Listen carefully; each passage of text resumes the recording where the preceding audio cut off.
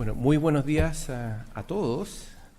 Les quiero recordar de poner en silencio los celulares, por favor, para no interrumpir el curso de la audiencia. Y sin más, se da por iniciada la vista de la causa rol R55-2017, caratulada Llano Curú y otros, con Comisión de Evaluación Ambiental de los Ríos. El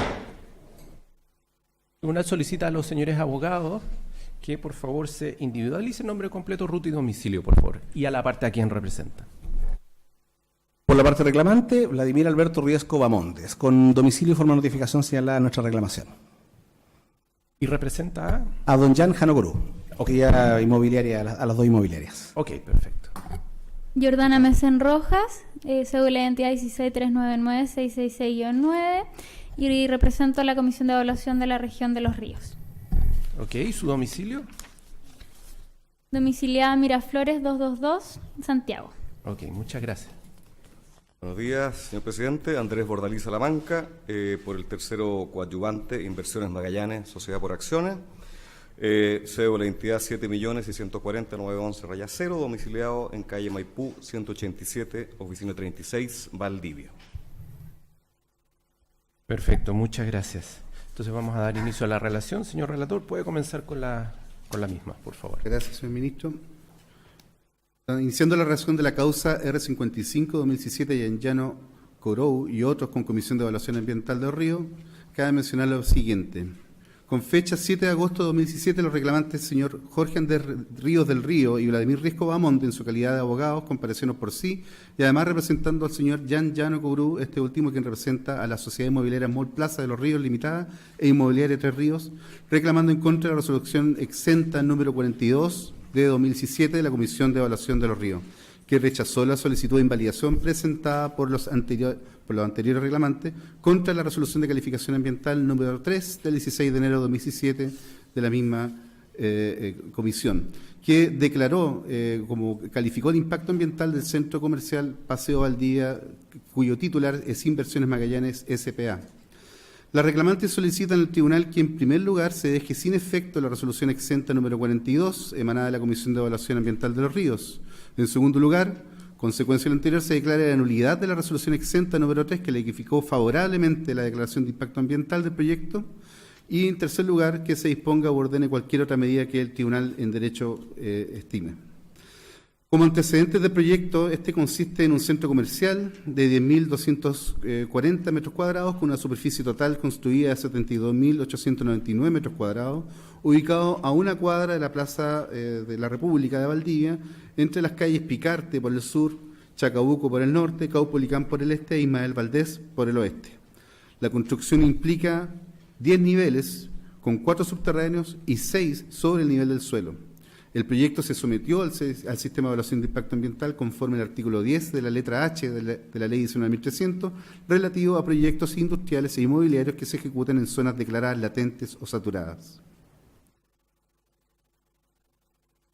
Respecto a las alegaciones de la reclamante, esta señaló que el acto reclamado corresponde a la resolución exenta 42-2017, que rechazó su solicitud de invalidación presentada ante la Comisión de Evaluación de los Ríos para invalidar la resolución de calificación número 3 que aprobó el proyecto Centro Comercial Paseo Valdivia, fundando una serie de vicios consistentes en la existencia de un yacimiento arqueológico en el lugar donde se emplaza el proyecto, lo que justificaría la presentación de un estudio de impacto ambiental, además en una carga ocupacional del proyecto mayor a la declarada, lo que acarrearía un impacto vial considerable, y porque los informes técnicos de la Dirección General de Aguas y el Servicio Nacional de Geología y Minería referente a la calidad del subsuelo y napas freáticas existentes en el lugar carecen de motivación suficiente al omitir información relevante. Como un antecedente general, las reclamantes hacen referencia a la legitimación activa. En este sentido, comparecen en calidad de personas naturales, de entre los cuales el señor Llano representa a la sociedad inmobiliaria Mall Plaza de los Ríos e Inmobiliaria Tres Ríos, todos quienes gozarían de legitimación activa, lo que fundan en base al artículo 19, número 8 de la Constitución Política, lo cual se desarrolla jurídicamente a través del artículo 1 de la Ley 19.300. De esta forma, la calidad de titular de la garantía constitucional invocada se amplifica, según los reclamantes, en la garantía constitucional a la ciudadanía y a los intereses patrimoniales que serían vulnerados por las ilegalidades ocurridas durante el procedimiento de evaluación ambiental. Por su parte, indicaron que las sociedades inmobiliarias que comparecen en estos autos son titulares del derecho de propiedad sobre los inmuebles de calle Chacabuco y sobre otro inmueble en calle Arauco, todos del sector céntrico de la ciudad de Valdivia, los que serían afectados producto de los impactos que generará el proyecto aprobado, específicamente respecto al subsuelo, napa freática, flujo vehicular, residuos, material particulado, los impactos que puede producir la carga ocupacional omitida en el proyecto. Para la parte reclamante, en la etapa de construcción de proyectos se genera una amenaza de inestabilidad de subsuelo respecto a los inmuebles colindantes, todo lo cual se confiere la calidad de interesado conforme al artículo 21 de la Ley de Procedimiento Administrativo. Respecto a segundas alegaciones, la reclamante fundamenta en general que existe una alteración o una infracción a los principios de motivación y razonabilidad de la resolución de calificación ambiental y de la resolución reclamada. La reclamante alega la infracción a los artículos 8, 11, 16 y 41 de la Ley de Procedimiento Administrativo con respecto a los ámbitos de la fundamentación del acto. En segundo lugar, lo anterior se habría materializado al calificar la administración ambientalmente favorable al proyecto, vulnerando los principios de motivación respecto de los pronunciamientos del CEREMI de Vivienda, de Minería y Dirección General de Agua y de Serna Geomin, en atención a que no se consideró el peritaje del arquitecto Jonathan Galle, por el que se acredita infracción al límite de carga ocupacional del proyecto. En segundo lugar, porque no se consideró el estudio de la académica señora Jocelyn Tapia Zamora, que refiere a la inestabilidad del subsuelo y eventuales daños a las calles y propiedades colindantes, y porque los pronunciamientos de los servicios antes mencionados serían carentes de fundamento y valoración racional.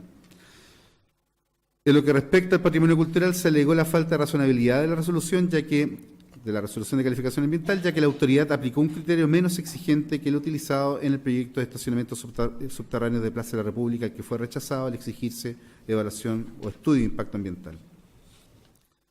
Con respecto a la resolución reclamada, es decir, la resolución que rechazó la solicitud de invalidación, se alega la falta de razonabilidad de motivación, distinguiendo aspectos de forma y de fondo.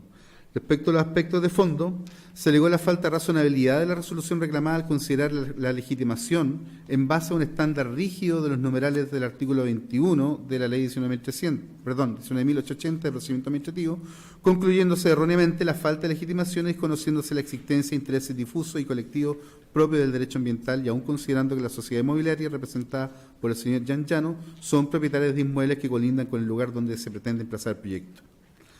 Respecto a aspectos de fondo, la reclamante insistió o reitera que existe una infracción a la carga ocupacional del proyecto, al riesgo generado sobre el subsuelo y a la existencia de restos arqueológicos, ante lo cual la autoridad ambiental no emitió pronunciamiento, lo que acarrea una falta de motivación de la resolución reclamada y demuestra las ilegalidades ocurridas durante la etapa administrativa.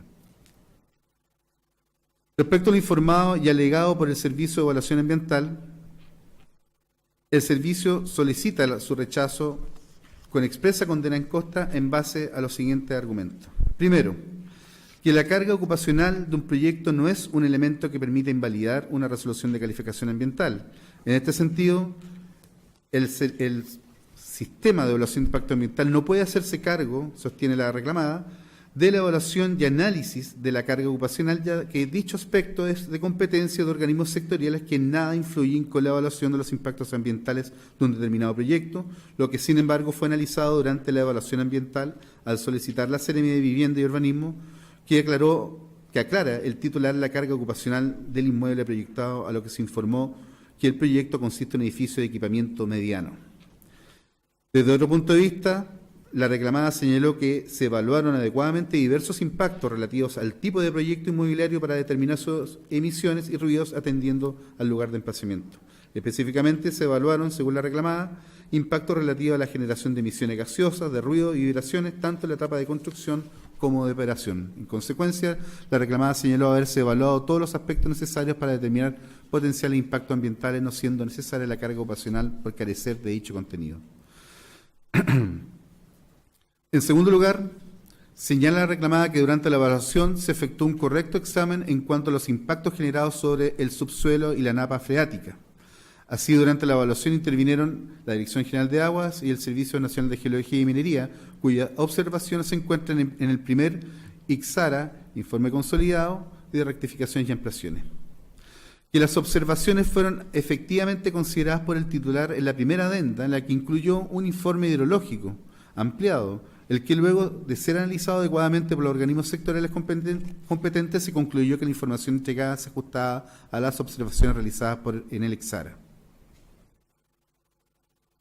Como tercera alegación, informan que lo que respecta al patrimonio cultural, el servicio señaló que la evaluación ambiental se hizo cargo de los impactos generados y que la existencia de resto arqueológico no implica que el proyecto se deba evaluarse mediante estudio de impacto ambiental.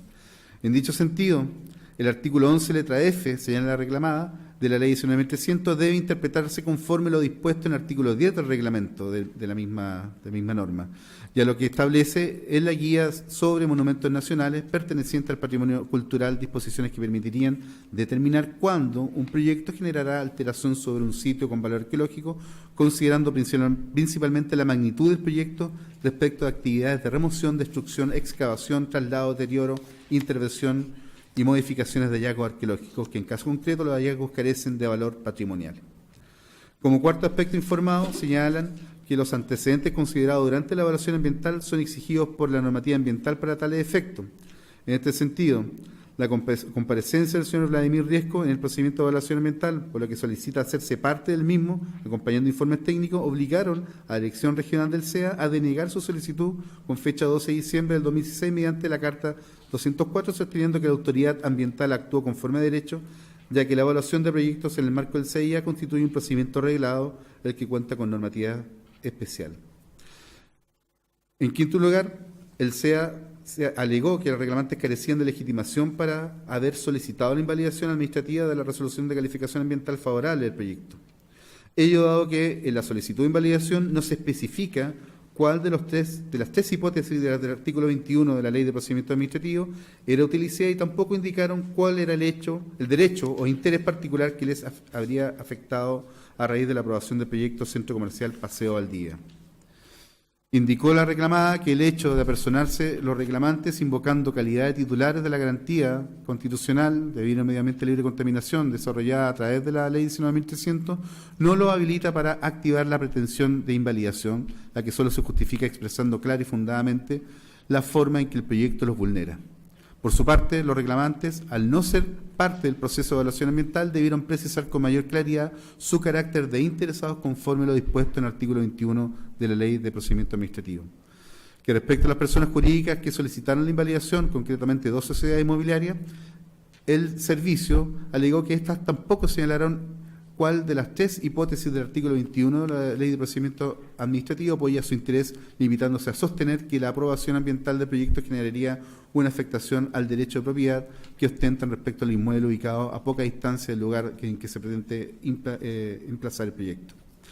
Finalmente, respecto a la comparecencia de Inversiones Magallanes S.p.A., se hace presente que en su calidad de tercero coadyuvante de la reclamada presenta un escrito haciendo referencia a una serie de observaciones y intereses respecto al proyecto específico y a lo alegado por la reclamante. En primer lugar, el tercero refiere a la causal de ingreso de su proyecto al sistema de evaluación de impacto ambiental, a la falta de legitimación activa de los reclamantes, argumenta además que el rechazo de los motivos de impugnación que señaló el reclamante de autos, para lo cual se refiere la debida fundamentación de la RCA autorizatoria del proyecto, también agrega la decisión o observa sobre la decisión del Consejo de Monumentos Nacionales en relación al componente patrimonio cultural, hace referencia asimismo a la carga ocupacional informada por el titular, sosteniendo la existencia de cosas juzgadas resultante de la sentencia de casación de la Corte Suprema Rol 38338 del 2016, dictada el pasado 14 de noviembre, impidiendo a este tribunal, el tercer tribunal ambiental, pronunciarse respecto del mismo. Señaló además que la carga ocupacional es un requisito para la obtención del permiso de edificación, el que no tiene sentido ambiental, que la determinación de la carga ocupacional es una potestad de la Dirección de Obras Municipales y no del Servicio de Evaluación Ambiental, lo que no constituye un permiso ambiental sectorial, lo que lo hace constituir un permiso sectorial específicamente y que fueron impactos evaluados ya durante el procedimiento. Termina por último el tercero argumentando en relación a la correcta y completa evaluación del componente subsuelo y napa subterránea. Por concluida la relación, señor presidente. Gracias, señor relator. Entonces, conforme lo anunciado por la parte reclamante, representada por el abogado señor Vladimir Riesco Bahamondes, se ha anotado por 30 minutos para alegar, así que puede comenzar su alegato, señor Riesco, por favor. Muy bien. Con la venia de vuestra señoría ilustrísima, alego por la parte reclamante en estos autos, Sociedad Inmobiliaria Tres Ríos, Sociedad Anónima, la Sociedad Inmobiliaria Mall Plaza Los Ríos, también Sociedad Anónima, representadas legalmente por don Jan Jano Corú, de quien soy mandatario y actúo como abogado en estos autos. Hemos deducido recurso de reclamación en contra de la resolución exenta número 42 de julio del 6 de julio del año 2017, por la cual la Comisión de Evaluación Ambiental de la Región de Los Ríos rechazó nuestra invalidación presentada en sede administrativa en contra de la resolución exenta número 003 de enero del año 2017, por la cual se calificó favorablemente el proyecto denominado Centro Comercial Paseo Valdivia de Inversiones Magallanes. A nuestro juicio, esta resolución de calificación ambiental debió ser negativa, no debió calificar favorablemente el proyecto en atención a que no se cumplen en la especie las exigencias que establece el artículo 19 de la Ley 19.300 para la aprobación de un proyecto sometido al sistema de evaluación a través de una declaración de impacto ambiental. Vale decir, el proyecto presenta errores en la descripción del mismo, errores que son gruesos e importantes en cuanto a carga ocupacional, me referiré en detalle a ello, en la descripción del subsuelo, y además genera uno de los impactos que expresamente establece el artículo 11, letra F de la Ley 19.300, obliga a someterlo al sistema de evaluación de impacto ambiental previa presentación de un estudio de impacto ambiental, toda vez que el artículo 11, letra A del reglamento del sistema de evaluación de impacto ambiental, Decreto Supremo 40 del año 2013, se refiere expresamente a la magnitud, a la permanencia de la intervención en el patrimonio cultural, que luego veremos, según reconoce el propio Consejo de Monumentos Nacionales, es relevante y puede incluso hacer desaparecer el patrimonio cultural que allí se encuentra. Así que, pero luego lo detallaremos. En cuanto a lo antecedente del proyecto, efectivamente, este es un proyecto inmobiliario, un centro comercial, que se pretende emplazar, y me interesa hacer énfasis en la ubicación, en calle Picarte 422, a una cuadra de la Plaza de la República. Luego señalaré por qué es tan relevante el lugar donde se encuentra. El terreno donde se pretende emplazar el proyecto es de una superficie de 10.240,4 metros cuadrados, comprende prácticamente la manzana completa, que se encuentra rodeada por las calles Caupolicán, calle Picarte, calle Chacabuco e Ismael Valdés, todas calles que tienen la calidad de vías locales o vías colectoras. Luego indicaré por qué es tan relevante aquello. No son vías expresas ni troncales. Y por otro lado, pretende una edificación del 100% de edificabilidad del inmueble, de estos 10.240 metros cuadrados, una edificación que en total tiene 72.899 metros cuadrados en 10 niveles, de los cuales 4 son subterráneos, lo que implicará una excavación de 32 a 34 metros de profundidad por 10.240 metros cuadrados de área de superficie, ¿ya? Lo que es una obra de envergadura que va a causar un impacto relevante en el subsuelo del sector céntrico. Y me interesa también hacer énfasis en la superficie de edificación, 72.899 metros cuadrados. Esto contrasta, solo lo anticipo, luego lo detallaré, con el Molvarón, recientemente rechazado por incumplir temas de carga ocupacional en Valparaíso, que tiene una superficie de edificación de 60.000 metros cuadrados. Ese era equipamiento mayor. Este, supuestamente, es equipamiento mediano, ¿ya? Pero dejo planteado ese tema y lo desarrollaré.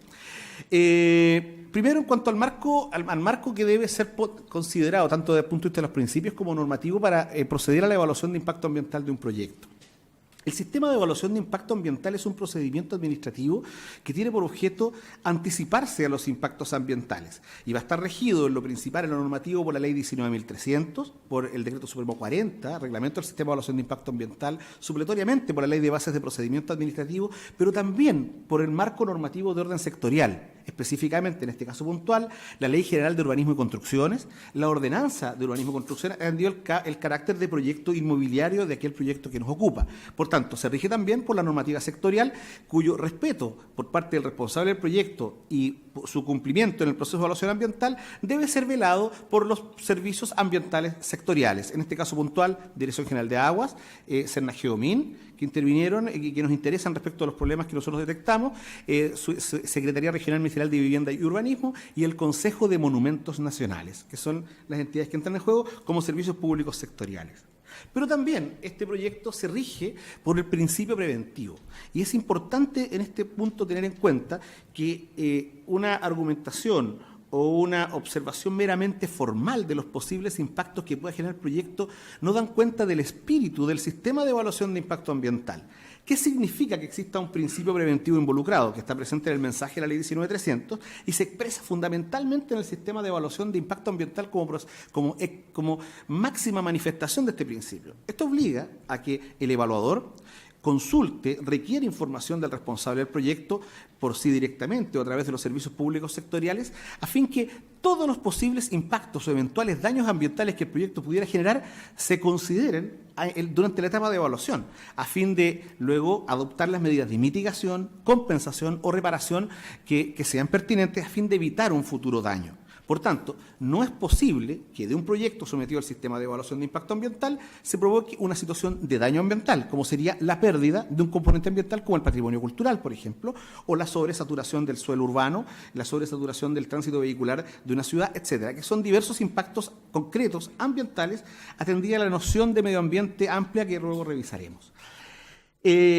Algunos errores importantes detectados. Específicamente, nosotros centramos nuestro reclamo de ilegalidad en 3 situaciones. La primera de ellas, respecto a la descripción de la carga ocupacional. Acá disentimos absolutamente del criterio planteado por el Servicio de Evaluación Ambiental en cuanto a que este tema no tendría un carácter ambiental, ¿ya? ¿Qué es la carga ocupacional y por qué es tan relevante en este tipo de proyectos? La carga ocupacional no es otra cosa que la cantidad de personas que en un momento determinado pueden encontrarse simultáneamente dentro de un edificio de carácter público, cualquiera, ¿ya? De uso público, puede ser de propiedad privada o propiedad pública. Y estos usos, esta cantidad de personas se calculan en abstracto dependiendo de los usos del espacio. Y eso se identifica luego a través de la planimetría. Por tanto, cualquier técnico que recoja la planimetría de un proyecto con las escalas de vida va a poder calcular cuántas personas tendrán como carga ocupacional máxima en todo proyecto inmobiliario de este tipo, ¿ya? Frente a este punto, esta materia previamente se planteó a propósito del reclamo de ilegalidad municipal.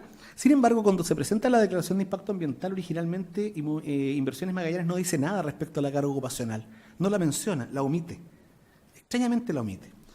Y por tanto va a ser a través del oficio número 894 del 16 de agosto del 2016 que la Secretaría Regional Ministerial de Vivienda solicita que aclare esta información y que la complemente.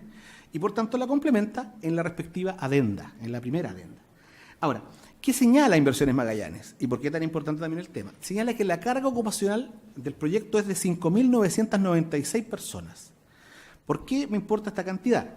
Porque tal como les señalé, el lugar donde se pretende emplazar el proyecto son todas vías locales y por tanto solo admiten que se instale en el lugar equipamiento denominado equipamiento mediano por la Ordenanza General de Urbanismo y Construcciones. El equipamiento mediano es aquel que no tiene una carga ocupacional superior a 6.000 personas. O sea, acá en este caso la carga ocupacional se cumpliría por un margen de 4 personas, 5.996. El solo margen de error implicaría superar el límite y por tanto el proyecto ya será equipamiento mayor, ¿ya? Y al ser equipamiento mayor, ¿cuál es la implicancia? Simplemente la cantidad de personas y de vehículos que van a ingresar a ese centro comercial van a saturar el sector céntrico de la ciudad y van a afectar, entre otros, por ejemplo, los intereses de mis representados que son propietarios de inmuebles que se encuentran dentro de la misma manzana y que pretenden desarrollar proyectos comerciales a futuro y afectan a la ciudad en su conjunto. Pues bien, el permiso, esa cantidad de carga ocupacional indicada, solo señalada por el responsable del proyecto, que nunca ha sido corroborada por una autoridad determinada, ¿ya? Nunca ha sido corroborada en términos concretos, y ahí les voy a explicar, es la cantidad, la carga ocupacional que figura en el permiso de edificación número 202 del año 2014, otorgado por el director de obras de la Municipalidad de Valdivia. Efectivamente, el permiso de edificación no es un permiso sectorial, ¿ya? No es un permiso sectorial, y de hecho el municipio no interviene en el proceso de evaluación ambiental, sino para hacer referencia a los instrumentos de ordenamiento territorial vigentes, nada más. Pero frente a ese permiso de edificación, se dedujo un reclamo de ilegalidad en la causa 462 del año 2014, respecto de la cual no hay cosa juzgada, luego me referiré a aquel tema, porque no existe triple identidad, que es un elemento básico para que haya cosas juzgadas, pero ahí se discutió la carga ocupacional en un procedimiento de única instancia en la Corte de Apelaciones de Valdivia, donde se abrió un término probatorio, y a través de prueba testimonial, de declaración de prueba documental y de absolución de posiciones, se logró acreditar, y así consta en la sentencia de la causa ROL 462 que se acompañó a estos autos, que efectivamente la carga ocupacional del proyecto se sobrepasa del límite de las 6.000 personas. Eso se acreditó en esos autos. Y por otro lado, también consta aquello de un ordinario, que también se acompañó a esta causa, del memorándum número 40 de 22 de septiembre del 2015, emanado de don Felipe Zúñiga. Él es el encargado de Planificación Territorial y Desarrollo Urbano de la Secretaría Regional Ministerial de Vivienda de la región de Los Ríos, donde él reconoce que el proyecto sobrepasa el límite de carga ocupacional indicada por el responsable del mismo. Ya, eso se encuentra acompañado. Ahora, frente a esta situación, mi representado contrató a un arquitecto, Jonathan Galle, quien analizó la planimetría del proyecto, acompañada de la descripción del mismo, ¿ya? Y constató que efectivamente el proyecto se sobrepasaba en la carga ocupacional. Y se sobrepasaba, según su cálculo, llegando a 9.328 personas, ¿ya? No 5.996, lo que implica sobrepasarla en cantidades muy importantes. Este informe del arquitecto Galle fue acompañado de la Dirección Regional del Servicio y, según reconoce la propia reclamada en la resolución número 42, contra la cual se dedujo reclamación, fue remitida al Servicio de Vivienda y Urbanismo.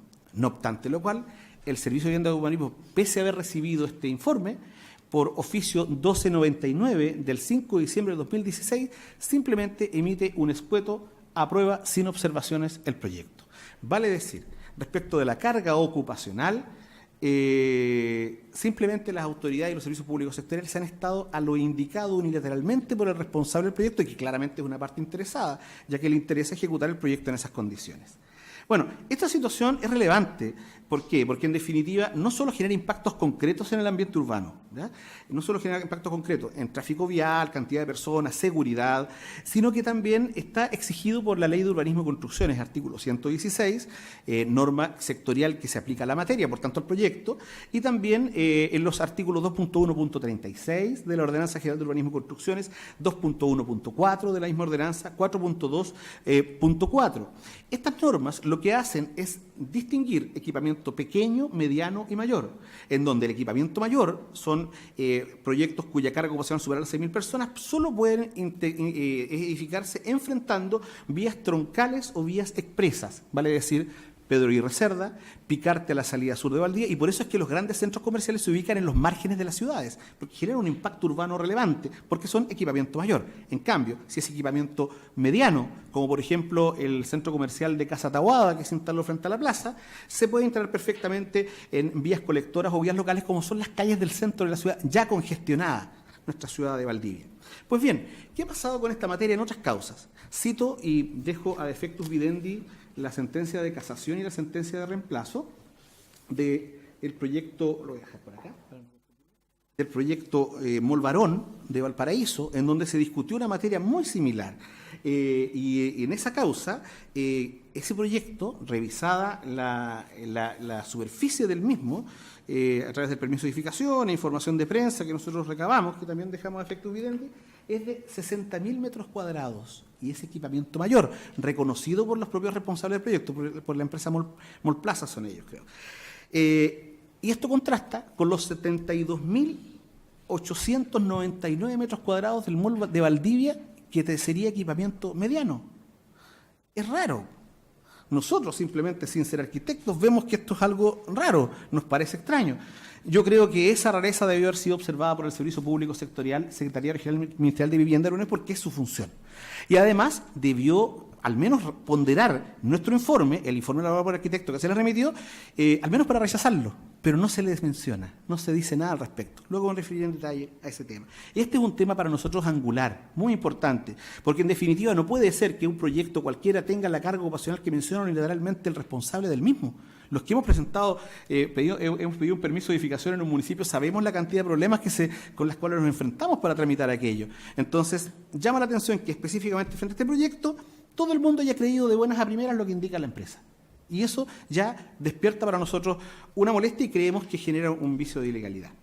En cuanto al impacto sobre el subsuelo, este edificio yo calculaba que tiene una altura aproximadamente a los 7 metros. ¿Ya? La excavación que se pretende realizar allá es de 32 a 34 metros de profundidad. Esa excavación de 34 metros de profundidad equivale prácticamente 5 veces la altura de este edificio por un área de más de 10.000 metros cuadrados. O sea, es una excavación gigante en medio del centro de la ciudad.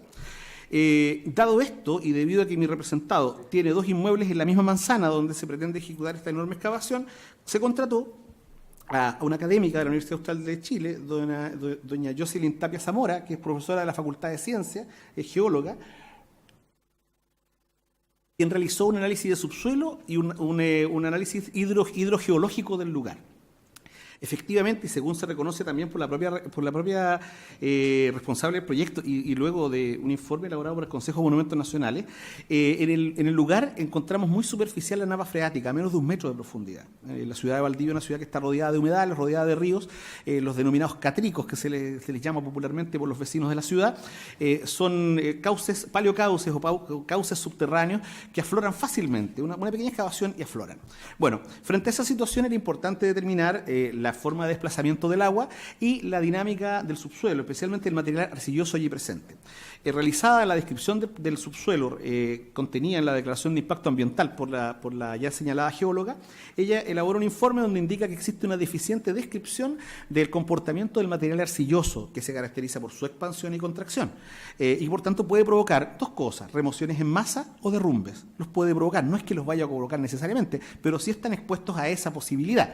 ¿Y qué pasaría si hay una remoción en masa o un derrumbe en el pleno centro de la ciudad? Se van a ver afectados los terrenos vecinos, como los de mis representados, por tanto tienen un derecho afectado o amenazado con esta resolución de calificación ambiental y la ejecución del proyecto posterior a la misma, pero también las calles aledañas al sector. O sea, claramente se puede provocar un impacto de este tipo. Este informe, junto con el informe del arquitecto, fueron remitidos, nosotros lo presentamos a la Dirección Regional del Servicio de Evaluación Ambiental, según se reconoce en la resolución exenta número 42 del 2017, se remitieron estos antecedentes a DGA y Senagiomin, y ellos también escuetamente solamente emiten una observación, se indican conforme sin observaciones. Y no se hacen referencia, no ponderan estos documentos. Se nos va a decir que nosotros no estamos en el marco de una participación ciudadana, que se trata simplemente de una declaración de impacto ambiental. Pero justamente el reconocimiento de la invalidación impropia, que es la acción que estamos deduciendo en estos autos, era para, recogiendo el espíritu de la ley 19.300 y también de la ley que crea acciones ambientales, abrir la posibilidad de que los terceros que no participan, que no son parte del proyecto y que no tienen acceso a una participación ciudadana porque este proyecto no corresponde a las tipologías que requieren de participación ciudadana, puedan hacer valer sus aprensiones, sus temores, sus dudas en un procedimiento administrativo tan relevante como es la evaluación de impacto ambiental de un gran proyecto como el que nos ocupa. Entonces, claramente esa situación se da. Lamentablemente, por los oficios 1253 de la DGA, el oficio 3290 de Senagiomin, simplemente se emite un conforme sin observaciones y simplemente no se considera, no se pondera en nada el informe elaborado por esta destacada académica de la Universidad Austral de Chile. Yo digo, por último, que se hubiera ponderado para rechazarlo, de señalar por qué lo que se indica ahí no es efectivo. Y quedamos con la duda, ¿será efectivo, no será efectivo? Ahí está esa información. Y en cuanto a la presencia del patrimonio cultural, el tercer elemento. Acá en este punto, señoría, quiero que tengamos en vista una situación que se produjo el año 2014.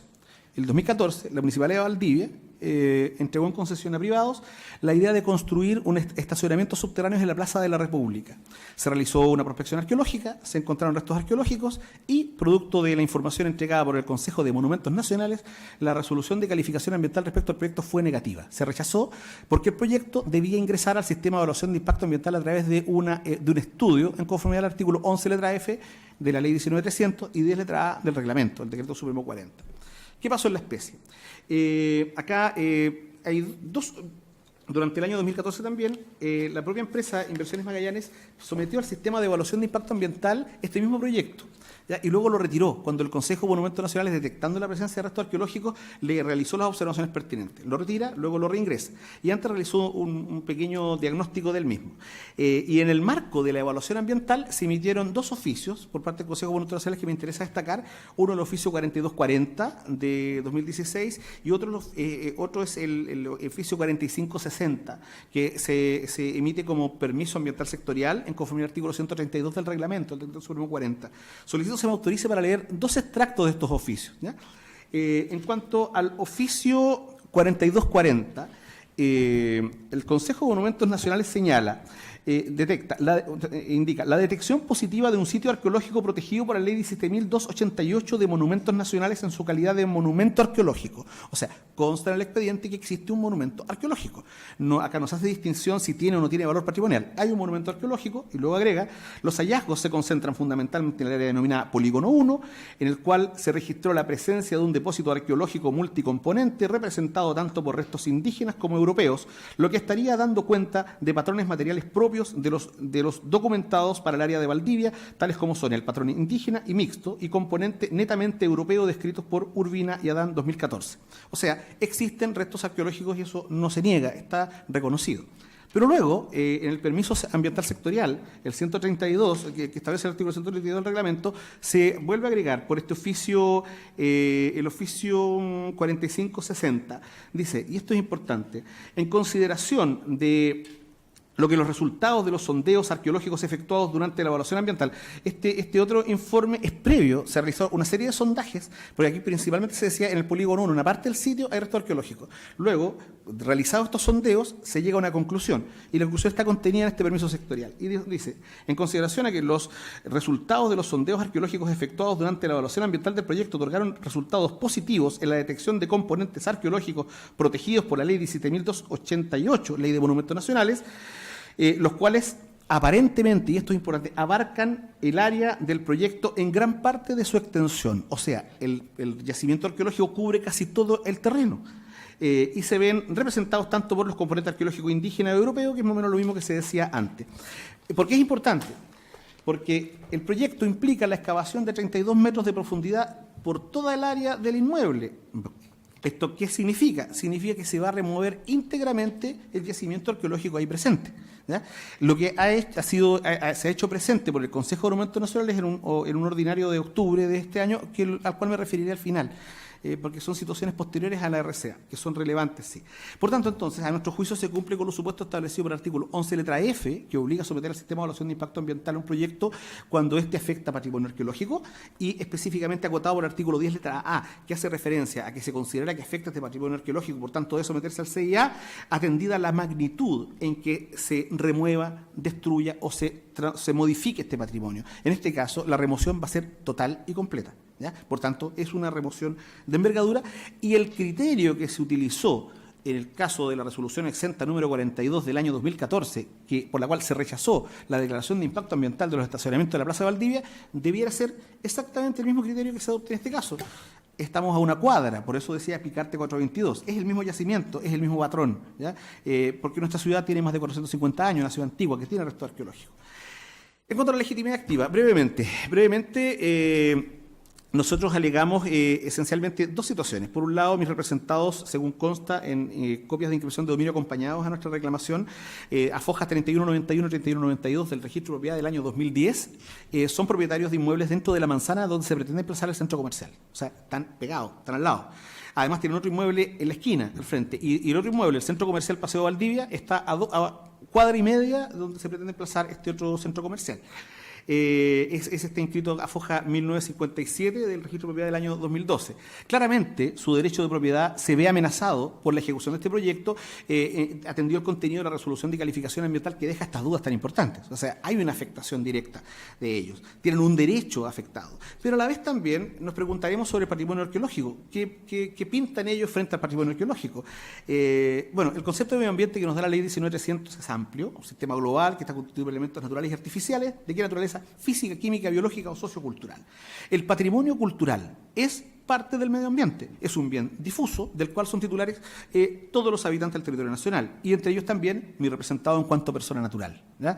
Y por tanto, entonces existe una afectación, y respecto de las dos situaciones de las dos situaciones de interesado que les pueden afectar son las del número 2 y del número 3 del artículo 21, particularmente porque ellos se han apersonado en el procedimiento y acompañaron a través de este apoderado los informes técnicos indicados. O sea, no son completamente desconocidos. Antes de obtener esto, se advirtió a la autoridad ambiental, dijo, mire, tenemos estos informes técnicos, por favor, pondérenlos, véanlos. ¿Ya? No llegamos del aire simplemente. Ahora, frente a esto, creo yo que la argumentación que nos da la contraria, tanto el tercero coadyuvante como el Servicio de Evaluación Ambiental, creo que es demasiado exegética y literalista y procura dejar fuera un sector importante de la población que se puede ver afectada por un proyecto de este tipo. Y aquí yo recojo el criterio que se fijó por parte de este mismo tribunal en la causa reclamación 25 del año 2016, que fue ratificada por la causa ROL 83344 del 2016 de la Excelentísima Corte Suprema, frente a la reclamación que se realizara por una serie de empresas valdivianas en contra de la norma secundaria de calidad de aguas del río Valdivia. La norma de calidad de aguas, argumenta el Ministerio del Medio Ambiente, solo impone cargas a la autoridad, decían ellos, no impone cargas a las empresas. Las empresas luego se verán afectadas cuando se implemente un plan de descontaminación.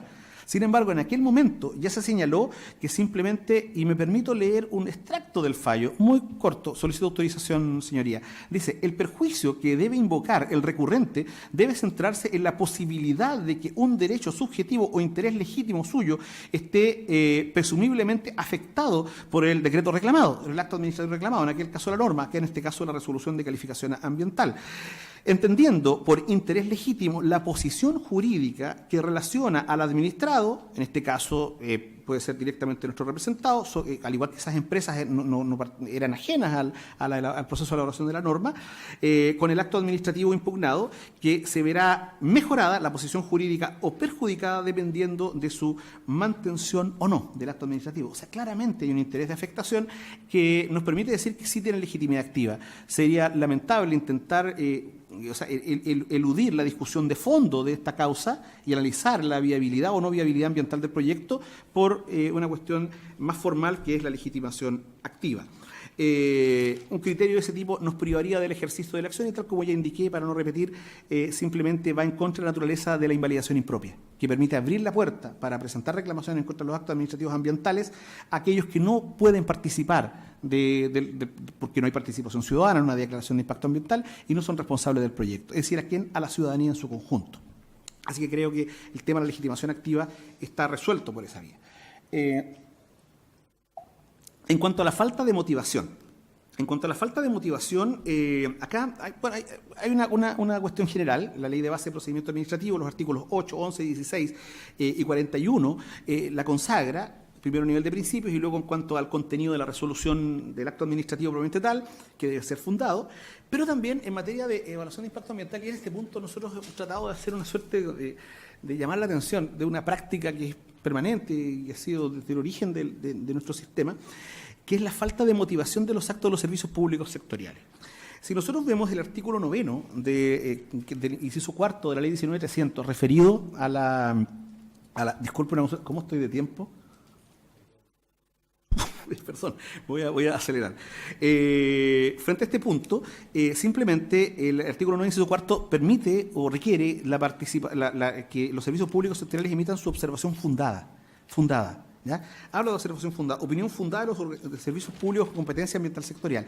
Y el 9 bis, referido al informe consolidado de evaluación, indica que este debe contener además la información, la observación fundada de los servicios públicos sectoriales. Es sumamente relevante la fundamentación de la actuación, ya sea para hacerse cargo o rechazar simplemente los elementos que puedan ser puestos en su conocimiento. En torno a esto también me remito nuevamente a la causa ROL R25 del 2016, ratificada por la Excelentísima Corte Suprema a propósito de la reclamación de la norma de calidad de aguas del río Valdivia, en donde este tribunal reconoce la necesidad de fundamentar con un estándar sumamente elevado estos actos administrativos, en donde se obliga a que la administración deba ponderar todos los antecedentes que estén en su poder, todo tipo de antecedentes, como son estos dos informes que, según reconoce la resolución 42, le llegaron a estos servicios públicos sectoriales y frente a los cuales no se pronunciaron. Voy a hacer un pequeño salto porque me interesa destacar una situación posterior. Con posterioridad a la resolución la resolución de calificación ambiental es un acto administrativo que tiene por objeto esencialmente prevenir los daños ambientales que se puedan producir. Es esencialmente preventivo y predictivo. Y por tanto la resolución de calificación ambiental debiera dar cuenta de todos los posibles escenarios complejos o futuros. Con posterioridad a la RCA se trató de retirar, porque esta RCA es condicionada. condicionada a que el responsable del proyecto cumpla con una serie de medidas para retirar el patrimonio arqueológico por parte del que estableció el Consejo de Monumentos Nacionales en su permiso sectorial. Pues bien, se comenzó a retirar el material y prontamente, tal como se indicaba, se detectó que el subsuelo estaba saturado de agua, que era imposible retirar el material por las condiciones del terreno, y por tanto, después de muchas reuniones, entre las cuales hay una reunión que me llama mucho la atención y respecto a la cual nosotros haremos una presentación a Contraloría, con el Comité Pro Inversión Extranjera del Ministerio de Economía, una reunión donde actúa como lobista una señora llamada Marcela Klein, que es funcionaria pública, reúne a representantes de la empresa y del Consejo de Monumentos Nacionales para ver cómo resolver este problema, y ellos solicitan se les autorice comenzar a ejecutar, sin cumplir con estas condiciones, la primera etapa del proyecto, vale decir, construir un muro pantalla de 32 metros de profundidad y 80 centímetros de ancho, para luego secar el terreno y así poder retirar el material arqueológico que ahí se encuentre. Ya es una obra mayor, que ya se está comenzando a ejecutar hoy. O sea, en este momento se están instalando las grúas para comenzar a ejecutar. ¿Creen ustedes que va a quedar patrimonio material arqueológico después de realizar una obra mayor de esta envergadura? Yo lo veo difícil. Pues bien, en oficio, y con esto quiero cerrar, 4799, que solicita autorización para leer brevemente 3 líneas, del Consejo de Monumentos Nacionales. Este oficio es del 4 de octubre del 2017, se señala, dice: Consejo de Monumentos Nacionales, las observaciones al informe de rescate arqueológico elaborado por la empresa se fundan en el imperativo de asegurar el óptimo registro de la información científica y patrimonial proveniente de los monumentos nacionales, cuya integridad se verá afectada por las obras proyectadas, que impidan la pérdida inevitable e irrecuperable del sitio. O sea, el sitio arqueológico, en el caso de que se ejecuten las obras, se va a perder. Por tanto, y con esto quiero cerrar, claramente, en la aprobación de la resolución de calificación ambiental se ha omitido esta información y el proyecto además debió someterse al sistema a través de un estudio. Dejo a efectos evidentes también el ordinario 4799 de octubre del 2017, donde se indica esta observación, y también el acta, la minuta del acta de reunión que se realizó en el Ministerio de Economía, entre los responsables del proyecto y el personal del Consejo de Monumentos Nacionales, que en el fondo nos ilustra un poquito sobre por qué se aprobó este proyecto como se aprobó. Se buscaba proteger un proyecto de inversión privada en contraste con lo que pasaba. Gracias, señoría. Muy amable.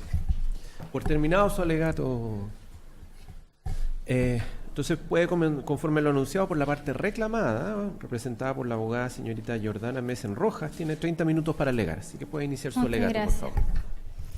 Con la venia de este ilustre tribunal, comparezco en representación de la Comisión de Evaluación de la Región de los Ríos, solicitando desde ya el rechazo de la reclamación de autos y que, en consecuencia, se declare que la resolución exenta número 42 del año 2017 es ajustada a derecho. Lo anterior de conformidad a los fundamentos que pasaré a exponer. Su señoría ilustre, antes de pasar a desarrollar cada uno de los argumentos del presente alegato de manera más concreta, me gustaría hacer algunos comentarios en relación al contexto material y jurídico en que se ha presentado esta reclamación. Porque sabemos que el Mall Plaza Los Ríos o Inmobiliaria Mall Plaza Los Ríos y también la Inmobiliaria Tres Ríos y sus representantes legales que han comparecido también por sí, han presentado una reclamación en relación al Centro Comercial Paseo Valdivia. Y esto nos recuerda mucho al caso de Soquimit, que fue conocido en su oportunidad por el segundo Tribunal Ambiental. Se pretendía impugnar una resolución de calificación ambiental asociada al proyecto Planta de Yodo Soledad, ampliación Planta de Yodo Soledad. Y en esa oportunidad lo que indicó el segundo Tribunal Ambiental en la causa ROL R10 del año 2013 y R11 del mismo año, que este interés que alegaba Soquimit en realidad era un interés comercial y por ende no estaba dotada de contenido ambiental y se debía en consecuencia rechazar la reclamación, que en esa oportunidad también correspondía a la reclamación del artículo 17 número 8 de la ley 20.600. Al respecto, ¿qué indicó la Corte Suprema? La Corte Suprema indicó que si bien o independientemente de si se trata o no de un interés comercial, lo cierto es que Soquimit no había dotado de contenido alguno su interés. En este caso, su señoría ilustre, nosotros desconocemos si existe o no un interés comercial, si el Mall Plaza Los Ríos ha interpuesto esta acción en contra del centro comercial Paseo Valdivia por motivos comerciales. Esperamos que no sea el caso, de lo contrario estaríamos ocupando recursos del Estado en una estrategia comercial y espero que no sea así, pero sí estamos claros en que no se ha dotado de contenido al interés que se alega.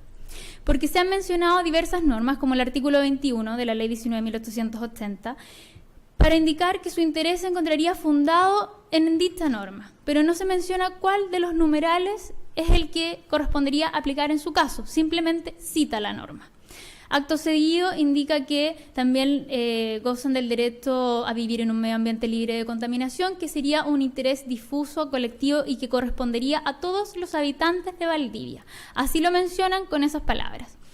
Sin embargo, tampoco comparecen como un grupo intermedio capaz de defender o de tutelar estos intereses colectivos difusos. Y al respecto, la Corte Suprema ha indicado a propósito de este mismo caso de Soquimich que es necesario, cuando se alega un interés colectivo difuso, que en esa oportunidad también se había alegado, es necesario comparecer a través de un grupo intermedio, representando un grupo intermedio. Luego se cita su derecho de propiedad respecto de los inmuebles que ha señalado previamente la parte reclamante. Sin embargo, tampoco se indica cómo podrían afectarse de manera concreta esos inmuebles, y la verdad que no se vislumbra cómo una resolución de calificación ambiental, cómo una autorización de funcionamiento podría afectar el uso y goce de los inmuebles. Pues bien, entonces, habiendo realizado esta pequeña precisión, también quiero indicar cuáles o algunas imprecisiones que presenta la reclamación judicial en relación a hechos que se mencionan en su escrito para fundar precisamente la falta de fundamentación o falta de motivación de del acto de la Comisión de Evaluación de los Ríos al dictar la resolución de calificación ambiental. Se indica, por ejemplo, respecto del flujo vial, que en ningún minuto se evaluó de manera detallada o que hubo una preocupación respecto del impacto al flujo vial en relación a este proyecto. Y luego se menciona la carga de ocupación como una consecuencia necesaria para evaluar este impacto. Y sin embargo, su señoría ilustre, esta materia sí fue abordada en el procedimiento de evaluación ambiental. Si bien Seremía de Transporte se pronunció conforme, tal como lo ha indicado previamente la reclamante, el Servicio de Evaluación Ambiental sí presentó observaciones y sí solicitó nuevos antecedentes, los que fueron proporcionados más adelante en el adenda, y me voy a referir más adelante también a esta materia, pero quiero desde ya comenzar que existen falta de precisiones en el escrito de reclamación. Se indica que la DGA y el Cernagiomín tampoco se pronunciaron respecto de los informes técnicos que acompañó la parte reclamante, y lo cierto es que sí se fundaron los últimos oficios de la DGA y del Cernagiomín de manera expresa sobre la base de dichos informes a propósito del procedimiento de invalidación. Incluso se indica una fecha equivocada respecto de estos últimos oficios para indicar que por efectos temporales estos oficios serían anteriores a la presentación de su solicitud de invalidación y que por ende queda claro que no existió un pronunciamiento respecto de sus informes técnicos, cuestión que no es cierta. Bien, entonces, habiendo hecho esta pequeña introducción, a continuación voy a pasar a referirme a aquellos aspectos o argumentos de manera más concreta en relación a la reclamación de autos. En primer lugar, respecto de la carga de ocupación, que se menciona como un aspecto ambiental que debería ser considerado por el Servicio de Evaluación Ambiental. Al respecto es importante que tengamos en consideración, en primer lugar, que la norma que define la carga de ocupación es una norma sectorial. La carga de ocupación se encuentra definida en la Ordenanza General de Urbanismo y Construcciones, en el artículo 1.1.2. Y en esta norma se indica expresamente que la carga de ocupación está relacionada al número máximo de personas por metro cuadrado y que tendrá relevancia para los efectos que se indique en la presente ordenanza. Eso es lo que señala el artículo 1.1 de la Ordenanza General de Urbanismo y Construcciones. Y luego agrega como un ejemplo que se considerará esta carga de ocupación para efectos del cálculo de los sistemas de evacuación según el destino del edificio. Y también más adelante distingue entre los diferentes tipos de equipamiento y para efectos de hacer esta distinción hace referencia a la carga de ocupación.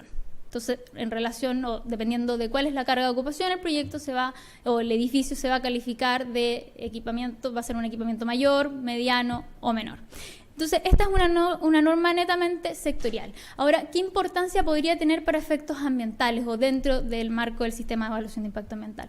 La verdad es que en este caso no ha tenido ninguna relevancia porque todos los impactos del proyecto han sido evaluados de conformidad a los diversos factores o componentes que sí corresponde analizar en este caso. Por ejemplo, o sea, la preocupación principal de la parte reclamante dice relación con el flujo vehicular. El flujo vehicular es lo que principalmente preocupa a la parte reclamante e indica que el haber considerado el número de estacionamientos por el Servicio de Evaluación Ambiental y por la Comisión de Evaluación sería erróneo porque lo que se debería haber considerado en realidad es la carga de ocupación. Perfecto, voy a mostrar la letra.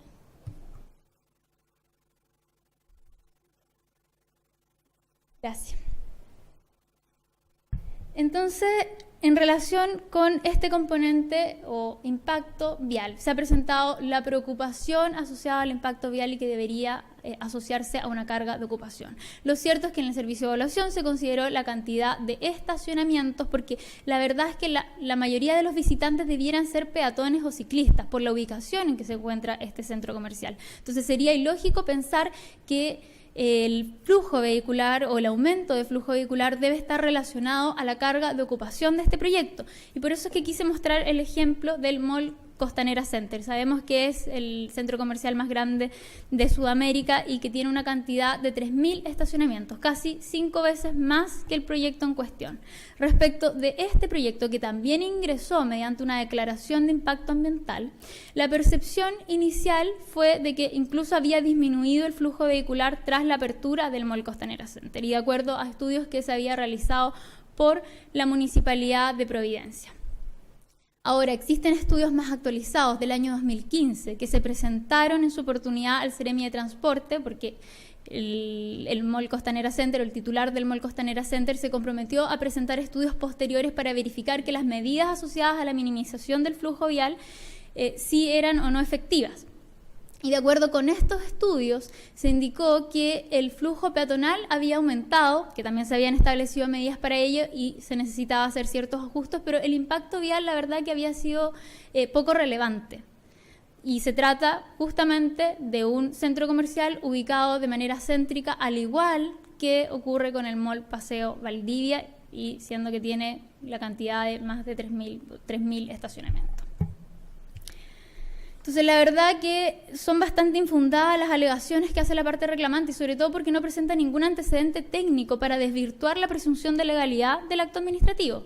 En ningún minuto se ha presentado un antecedente diverso y es más, se ha presentado la información de manera sesgada porque se ha indicado, como previamente lo anticipé, que únicamente hubo un pronunciamiento, en definitiva, en relación a este impacto que sería el Seremi de Transporte y que se pronunció conforme de manera inmediata en relación al estudio de impacto ambiental. Y lo cierto es que el Servicio de Evaluación Ambiental en el IXARA número 1 solicitó actualización de los datos contenidos en el EISTU, que era del año 2014 y que contemplaba una proyección hasta el año 2016. En el IXARA número 1 se solicitó actualizar estos datos respecto del flujo vial en relación a los ejes principales de la ciudad y esta información fue actualizada y fue contemplada en el adenda número 1. Entonces, cuando el reclamante indica que solamente se consideró el EISTU del año 2014 para determinar cuál es el impacto vial de este proyecto, no es cierto. Por otro lado, su señoría ilustre, también es importante considerar cuáles son las medidas que se han contemplado en relación a este impacto de flujo vial. La verdad que las medidas son bastante diversas y no las voy a citar en este momento en virtud del tiempo, pero dicen relación con reprogramación de semáforos, con reubicación de paraderos, refugios peatonales. También se contempla un mejoramiento de las veredas y ensanchamiento respecto de la vereda de Caupolicán para efectos de evitar un flujo peatonal muy intenso. Entonces, de esta manera se han establecido las diferentes medidas asociadas a este impacto y además el titular del proyecto también se ha comprometido a realizar un estudio dentro del plazo de 6 meses con posterioridad a la operación de este proyecto con la finalidad de analizar que las medidas establecidas sean efectivas y en consecuencia De esta manera se pudo descartar el efecto adverso significativo del artículo 11, letra C. Ahora, en segundo lugar, o incluso antes de referirme al patrimonio arqueológico, que era lo que iba a exponer a continuación, quiero referirme al ejemplo del Mall Barón que se ha citado previamente en la reclamación. Se indicó que la carga de ocupación era un aspecto relevante para efectos ambientales y que incluso la Corte Suprema había dejado sin efecto un permiso de edificación en relación con el Mall Barón. El Mall Barón ni siquiera ha ingresado al sistema de evaluación de impacto ambiental. O sea, realmente si vamos a llevar una discusión de este tipo, esta no es la instancia, no es la oportunidad para hacerlo. Se trata de normas netamente urbanísticas. La discusión del Mall Barón corresponde a la discusión de un permiso de edificación y este ejemplo que ha citado el reclamante, la verdad que lo único que hace es confirmar lo que estamos señalando respecto de que esta normativa y lo relativo a la carga de ocupación y si el proyecto puede o no emplazarse o edificio cercano a una vía troncal o colectora, no es una discusión que debamos abordar en esta instancia. Respecto del Mall Barón se presentó una solicitud de pertinencia de ingreso al sistema de evaluación de impacto ambiental. La autoridad finalmente resolvió que no correspondía el ingreso al sistema de evaluación de impacto ambiental y en definitiva esta discusión que se llevó a cabo en la Corte Suprema no tiene ninguna relevancia para los efectos de esta reclamación. Ahora, en segundo lugar, a la supuesta alteración del patrimonio arqueológico. En relación a esta materia, su señoría ilustre, los reclamantes han señalado que existe un efecto adverso significativo del artículo 11, letra F, de la ley 19.300, en circunstancias que era otra lámina, esa es la de la audiencia pasada, pero no importa.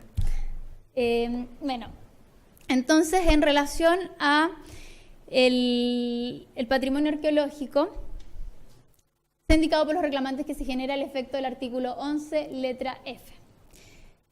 Ese efecto, su señoría ilustre, no se genera o fue descartado dentro del procedimiento de evaluación ambiental. Y no porque no exista intervención en sitios o en lugares, puntos arqueológicos, como se ha descrito en la evaluación de impacto ambiental, porque se ha indicado que no se trata propiamente de sitios arqueológicos, sino que de puntos arqueológicos. Finalmente, el Consejo de Monumentos Nacionales señala que puede verse igual a sitios arqueológicos. Independientemente de esto, su señoría ilustre, y de que el proyecto contemple la intervención o el traslado respecto a hallazgos arqueológicos, esto no implica necesariamente que el proyecto deba ingresar o que se genere el efecto del efecto adverso significativo del artículo 11, letra F.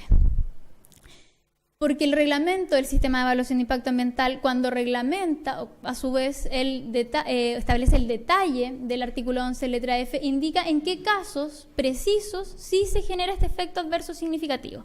Y en la materia que nos convoca, respecto del artículo 10, letra A, se indica que la magnitud es lo relevante, la magnitud del traslado, cuando se intervienen hallazgos arqueológicos. Ahora, ¿qué entendemos por magnitud? El diccionario de la Real Academia de la Lengua Española indica de manera precisa qué se entiende por magnitud, y es la grandeza o excelencia o importancia de algo. Así lo define el diccionario de la Real Academia. Entonces, no cualquier intervención, no cualquier traslado de hallazgos arqueológicos, independientemente de su cantidad, independientemente de si se trata o no de un sitio arqueológico, no cualquier intervención va a implicar que se genere el efecto adverso significativo del artículo 11, letra F de la ley 19.300. Se requiere esta magnitud. ¿Y cuándo existe esta magnitud? El Servicio de Evaluación Ambiental, y a través de su guía de evaluación de impacto ambiental, que fue elaborada con apoyo del Consejo de Monumentos Nacionales, exige que exista una singularidad. Singularidad que entendemos como la diferencia, algo que se diferencia en relación a otra cosa, la distinción o separación de lo común. En eso consiste la singularidad. Y en este caso, su señoría ilustre, los hallazgos arqueológicos que fueron encontrados no se caracterizan por ser singulares. Y previamente la parte reclamante citó un extracto del oficio del Consejo de Monumentos Nacionales en que se indica de manera precisa que estos hallazgos arqueológicos corresponden a patrimonio ya existente, de acuerdo con los documentos ya existentes de la zona de Valdivia.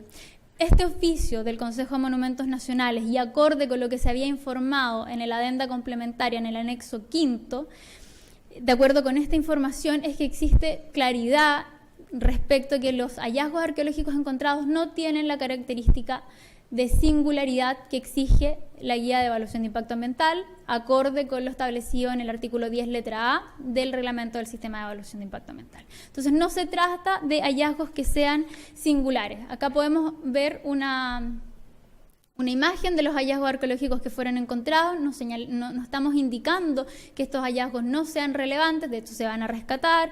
Se estableció para estos efectos las diferentes medidas en el permiso ambiental sectorial del artículo 132 del reglamento del sistema de evaluación de impacto ambiental, y además se estableció que existiría un informe mensual enviado a la Superintendencia de Medio Ambiente. Entonces, esa preocupación que tiene el reclamante, los reclamantes, en relación a la alteración de estos hallazgos arqueológicos, que en definitiva no se conservarían como espera que se conserven, bueno, esto será fiscalizado por la Superintendencia de Medio Ambiente y existirá un informe mensual que se enviará a la Superintendencia, sin perjuicio del monitoreo permanente que va a existir respecto de un arqueólogo.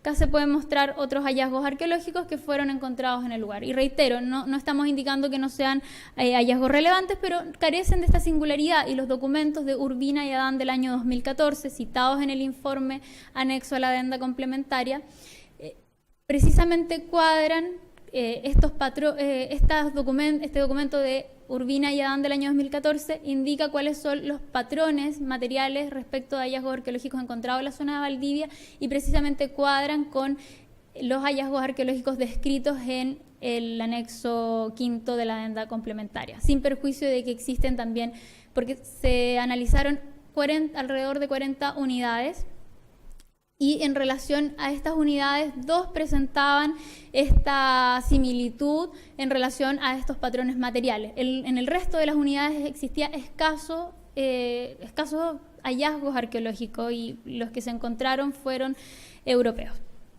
Entonces, finalmente, Su Señoría Ilustre, lo que pudimos concluir es que no existe ninguna alteración al patrimonio arqueológico en los términos del artículo 11, letra F.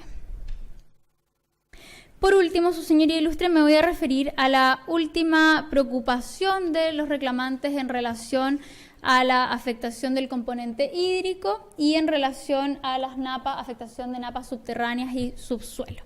Respecto de las napas subterráneas y subsuelo, muy brevemente quiero señalar que esta discusión no corresponde nuevamente llevarla a cabo en esta oportunidad. Cuando se habla de afectación al subsuelo, pues los reclamantes, en realidad, lo que se está haciendo, lo que se hace en su escrito de reclamación es indicar que el suelo existente podría implicar alguna inestabilidad, como bien se ha señalado de manera previa. Todas estas materias, Su Señoría Ilustre, deben ser conocidas a propósito de la instancia sectorial nuevamente. Esto se debe analizar a propósito del permiso de edificación, como fue ya analizado en su oportunidad, y todas las normas técnicas, normas de riesgo sísmico, etcétera, y asociado a las características particulares de un suelo, deben ser analizadas a propósito del permiso de edificación. Sin perjuicio de esto, en la adenda complementaria se presentó un anexo que indicaba todo y cada una de las características del suelo. Y además se determinó que el suelo limo arcilloso, que era lo que más preocupaba a los reclamantes, solamente podía tener esta característica en los muros laterales del proyecto. Ahora, en relación a la supuesta afectación del componente hídrico. No existe una afectación del componente hídrico tampoco, Su Señoría Ilustre. Se va a aplicar ahora no se abordó con profundidad por los reclamantes, pero esta era una preocupación a la que sí destinan algunas páginas en su escrito de reclamación judicial, y la verdad que este efecto también fue descartado. El efecto del artículo 11, letra B, de la ley 19.300 fue descartado sobre la base del sistema que se va a utilizar para la construcción del proyecto, porque se van a utilizar el sistema top-down, y que permite aislar el acuífero a través de muros perimetrales, y esto en definitiva va a permitir que todos los trabajos del proyecto, todos los trabajos de construcción se realicen dentro de este perímetro, que va a estar aislado, el acuífero va a estar aislado, y en definitiva cualquier impacto del acuífero no afectaría a las zonas aledañas. Por otro lado, se estimó que en un escenario desfavorable, la extracción de agua no sería superior a los 8 litros por segundo. Y al respecto, la DGA, que señaló en su último oficio, que señala sería infundado la parte reclamante, indica que esta cantidad de 8 litros por segundo en realidad no es una cantidad relevante, considerando que el río Calle Calle tiene un caudal, el acuífero correspondiente al río Calle Calle tiene un caudal de 50 litros por segundo. Y acá me quiero detener muy brevemente, su señoría ilustre, solamente para mencionar esta falta de imprecisión que yo había anticipado al inicio del alegato en relación a los pronunciamientos de Cernagiomín y de la DGA respecto del informe técnico presentado por la señora Jocelyn Tapia y que fue acompañado por los reclamantes. Los últimos pronunciamientos de la DGA y del Cernagiomín se pronuncian de manera expresa en relación con el informe de Jocelyn Tapia. No es efectivo que no exista una motivación respecto de los oficios de la DGA y del Cernagiomín en relación a las napas subterráneas y en relación a la afectación del componente hídrico. Existe un pronunciamiento expreso y la DGA indica en la última parte de su oficio que el informe de la señora Jocelyn Tapia no permite acreditar que exista un efecto adverso significativo o que el proyecto genere un efecto adverso significativo del artículo 11, letra B de la ley 19.300. Entonces, estos oficios han sido acompañados al expediente de evaluación ambiental, han sido acompañados a este ilustre tribunal y su señoría ilustre podrá verificar que, en definitiva, sí existió un pronunciamiento expreso respecto de los informes técnicos que presentó en su oportunidad a los reclamantes. Y en ese mismo informe se indica que esta afectación o esta extracción de 8 litros por segundo no sería significativa atendida el caudal que existe en el acuífero del río Calle Calle. Su señoría ilustre, habiendo entonces señalado lo anterior, nosotros esperamos como servicio de evaluación ambiental que su señoría pueda arribar a la misma conclusión a la que ha arribado este servicio y que es en consecuencia que no existe ningún fundamento técnico, ningún sustento técnico respecto de cada una de las alegaciones que se han presentado. Los reclamantes no han sido capaces de acreditar o de desvirtuar, mejor dicho, la presunción de legalidad de la resolución de calificación ambiental y de la resolución exenta impugnada, la resolución exenta 42 del año 2017. En ninguna oportunidad se logró acreditar que la resolución de calificación ambiental y la resolución impugnada carecen de fundamentos técnicos. No se ha logrado desvirtuar y en consecuencia, su señoría ilustre, solicitamos se retase la reclamación de autos y con expresa condenación en costas. Concluido, muchas gracias. Muchas gracias. Entonces, por terminado su alegato, conforme a lo anunciado por el tercero coadyuvante, Inversiones Magallanes S.p.A., representada por el abogado señor Andrés Bordalí Salamanca, tiene 30 minutos para alegar, por favor. Muchas gracias, señor presidente e ilustre tribunal. Vengo a alegar en representación del titular del proyecto que actúa como tercero coadyuvante en esta causa, que es Inversiones Magallanes S.p.A. En primer lugar, quiero manifestar mi preocupación y lamentarme de que este tribunal tan calificado como este Tribunal Ambiental, tercer Tribunal Ambiental de Valdivia, tenga que ocuparse de una causa que no tiene ninguna dimensión ambiental. La abogada del Servicio de Evaluación Ambiental decía que no le gustaría presumir que esto se trata de un problema comercial estrictamente. Bueno, mi representada tiene la convicción, avanzo un poco más allá de esa sospecha que tenía la abogada del servicio, mi representada tiene la convicción de que esto es un problema netamente comercial. No hay ningún interés jurídico involucrado en esta controversia. Y el único interés jurídico que podría haber en esta controversia comercial es el que ha expresado mi representada, que ha tenido que demandar a las sociedades, a las empresas reclamantes, ante el Tribunal de Defensa de la Libre Competencia por competencia desleal. Ese es el único conflicto de relevancia jurídica que uno podría visualizar en este problema que se está hoy día llevando ante este Tribunal Ambiental. Es bastante conocido esto a nivel, al menos de la ciudad, es una efectiva guerra comercial entre dos grupos económicos que obviamente el que tiene actualmente el centro comercial en Valdivia, no quiere obviamente razonablemente que se instale otro centro comercial en Valdivia, porque obviamente le va a se va a traducir en menos ganancia o en pérdida de utilidades. Eso es propio de la competencia entre cualquier empresa que compite en el mercado.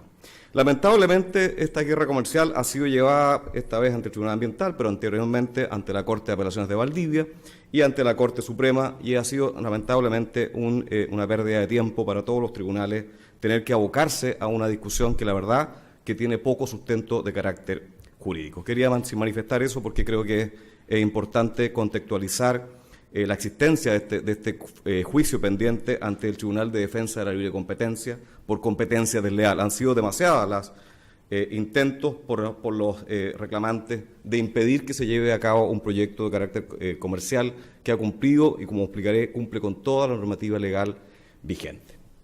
Dicho eso, también quiero contextualizar esta falta de dimensión ambiental que tiene el proyecto Centro Comercial Paseo Valdivia. Estamos frente a un proyecto de construcción de un proyecto inmobiliario. Y la verdad que como se pretende realizar este proyecto inmobiliario, no tiene ninguna dimensión ambiental. Es decir, si este proyecto se construyera en otra ciudad, una ciudad más pequeña o en otra ciudad, la verdad que no entraría al sistema de evaluación ambiental. ¿Por qué entra al sistema de evaluación ambiental? No es por el proyecto en sí, sino que es por las características que tiene la ciudad de Valdivia, que ha sido declarada zona saturada por material respirable MP10 y material particulado fino respirable MP2.5. Entonces es importante tener presente esto, que si este proyecto se intentara llevar a cabo en una ciudad que no ha sido declarada zona saturada, no entraría al sistema de evaluación ambiental y no estaríamos discutiendo en esta sede ese aspecto. Y creo que es importante destacar que no estamos en un proyecto que tiene implicancias ambientales, estamos en un proyecto inmobiliario que por las condiciones que tiene la ciudad de Valdivia tuvo que entrar al sistema a través de una declaración de impacto ambiental. Dicho eso, me quiero referir a un tema que es muy relevante, que ya se ha tocado en esta mañana, que es el tema de que los actores carecen de legitimación activa.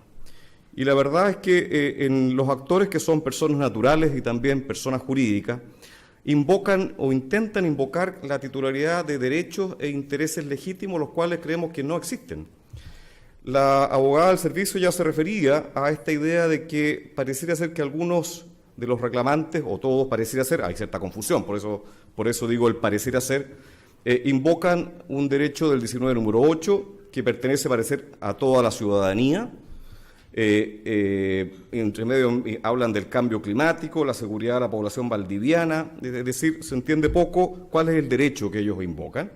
Y también invocan, parece, la calidad de que son detentadores de intereses legítimos derivados de que son dueños de un pedazo de terreno que está incrustado dentro donde se pretende construir este centro comercial, dueños de un pedazo que está incrustado, insisto en esa palabra, porque eso corresponde a la guerra comercial de la cual he hablado anteriormente. Esa compra, hay bastante antecedentes que se hizo simplemente para perjudicar la construcción de este proyecto y para tratar de invocar que hay un interés legítimo derivado de esto, al señalar que son dueños de un retazo que está cercano o incrustado, digamos, dentro del plano o de la propiedad más grande donde se pretende instalar el centro comercial.